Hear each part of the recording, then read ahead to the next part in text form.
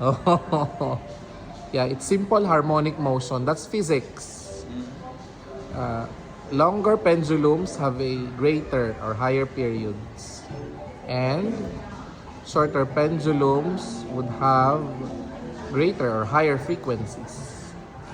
Yeah, magulo pa sila ngayon, pero mamaya, dahil harmonic yan, mamaya magkakaano-ano na uli sila, kakasabay-sabay. Create sila ng pattern. Ayan, no?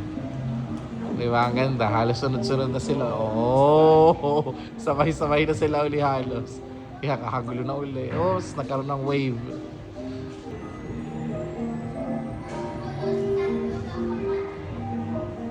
You should take a look from this side.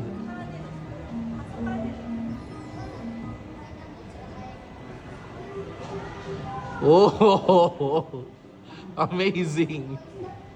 Oh,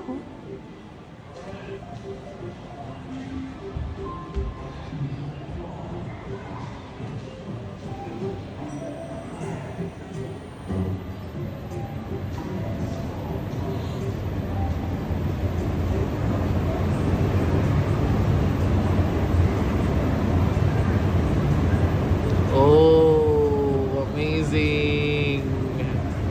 Diba? Ayan. Sabay-sabay na ulit sila, diba? Hanggang sa magugulo na uli yung pattern.